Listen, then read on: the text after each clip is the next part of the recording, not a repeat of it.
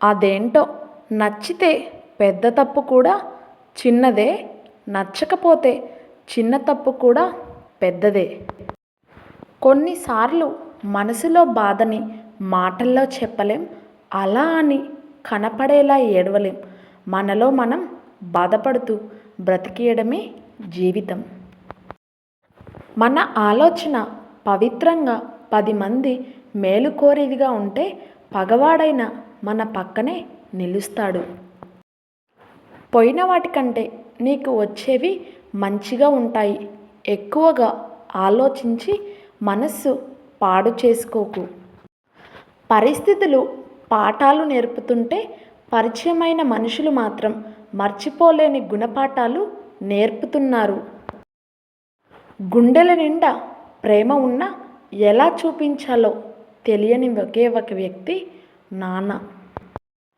సమస్య యొక్క ఆకారం ఎంత పెద్దదైనా నీ ఆలోచన గొప్పగా ఉంటేనే అది తీరిపోతుంది. మనకు ఊరంతా శత్రువులు ఉన్నప్పటికీ పర్వాలేదు, కానీ ఇంట్లో మాత్రం ఉండకూడదు. ఎందుకంటే మనశ్శాంతి ఉండదు. అప్పు తీసుకునేటప్పుడు ఉండే ఆనందం తిరిగి ఇచ్చేటప్పుడు ఉండదు. ఒకరు మనల్ని నమ్మి అప్పు ఇచ్చినప్పుడు తిరిగి ఇవ్వడం మన బాధ్యత. నీ కష్టాలు నీకు కష్టంగా ఉంటాయి, కానీ ఎదుటివారికి కాదు. అందుకే ఎదుటివారు నీకు ధైర్యం చెప్పడం కంటే నీకు నువ్వే ధైర్యం చెప్పుకోవడం అలవాటు చేసుకోవాలి. తగిలే ప్రతి గాయానికి రక్తమే రావాలని లేదు. కొన్నిసార్లు కన్నీళ్ళు వచ్చే గాయాలు కూడా అవుతుంటాయి. గాయపరిచిందని, గతాన్ని కలిసి రావట్లేదని కాలాన్ని నిందించకు. ప్రతి నదికి ఒక మలుపుల ప్రతి జీవితానికి గెలుపు రాసిపెట్టి ఉంటుంది. ఆ సమయం కోసం అన్వేషిస్తూ సాగిపో. ఇళ్ల మధ్య బాటలు కాకుండా గోడలు కట్టేసుకోవడం వల్లనే బంధాలు పలచబడుతున్నాయి. మనుషులు ఒంటరితనానికి లోనవుతున్నారు. సహాయం చిన్నదా పెద్దదా అని ఎప్పుడూ ఆలోచించవద్దు. ఒక్కోసారి చిన్న సహాయం కూడా ప్రాణాలను కాపాడే పెద్ద ఆధారం అవుతుంది. ఇష్టం లేని చదువు కష్టం, చదువు లేని బ్రతుకు నష్టం. గెలిచిన వాళ్ళే జీవిత పాఠాలు చెప్పనవసరం లేదు. ఓడిపోయిన వాళ్ళు వాళ్ళకంటే ఎక్కువ పాఠాలు నేర్చుకొని ఉంటారు. రుచి మరిగిన కుక్క ఎప్పుడు కొత్త కొత్త రుచుల కోసం ఎదురు చూస్తుంది. అదేవిధంగా కొత్త పరిచయాలకు అలవాటు పడ్డ మనుషులు పాత వాళ్ళని పక్కకు నెట్టేస్తారు. కొన్ని కలలు ఎప్పటికీ తీరవు, కొన్ని ఆశలు ఎప్పటికీ నెరవేరవు. అయినా ఏదో రోజు దేవుడు కరుణించకపోతాడా అన్న ఆశతో ఎదురు చూస్తూ గడిపేయడమే జీవితం. ధనవంతుడి దృష్టిలో పేదవాడి స్థానం గుమ్మం బయటే ఉంటుంది, కానీ పేదవాడి దృష్టిలో ధనవంతుడి స్థానం గుమ్మం లోపల ఉంటుంది. ఎందుకంటే పేదవాడి సంస్కారం డబ్బులో ఉండదు, గుణంలో ఉంటుంది.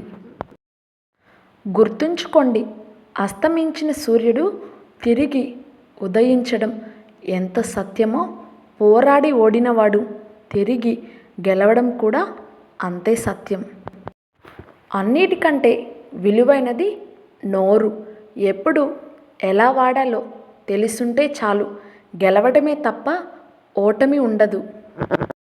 కొందరికి ఉండే అత్యంత ప్రమాదకరమైన వ్యాధి ఒకరు మన మధ్యలో లేనప్పుడు వాళ్ళ గురించి చెడుగా మాట్లాడుకోవడం. ఒక్కోసారి నిజస్వరూపాలు తెలుస్తుంటే ఇన్ని రోజులు మనం గుడ్డిగా నమ్ముతుంది వీళ్ళనా అనిపిస్తుంది. మనసు నిజంగా పిచ్చిది, 4 మాయమాటలకే పడిపోతుంది. డబ్బులు దాచడానికి ప్రయత్నించకండి, వాటిని రెట్టింపు చేయడానికి మాత్రమే ప్రయత్నించండి. బలంగా నమ్మితే సరిపోదు, బలహీనతలను వదిలితేనే బ్రతుకు మారుతుంది.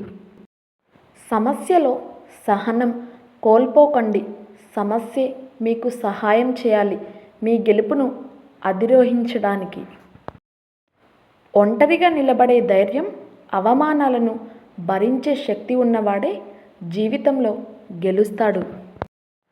అవసరానికి పనికిరాని ఆస్తులు, అవసరం తీరాక వదిలించుకునే రిలేషన్ ఉన్నా లేకున్నా ఒకటే.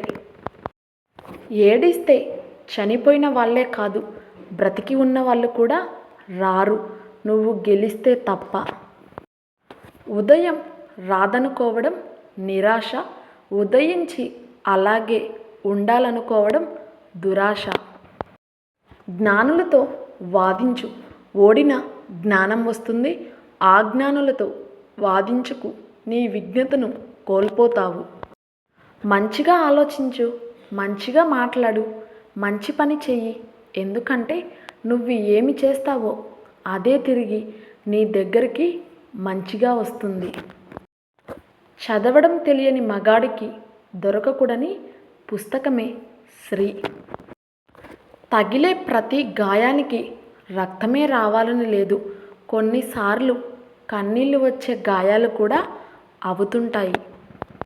నా వీడియో నచ్చితే లైక్ చేయడం, సబ్స్క్రైబ్ చేయడం, కామెంట్ చేయడం మర్చిపోకండి.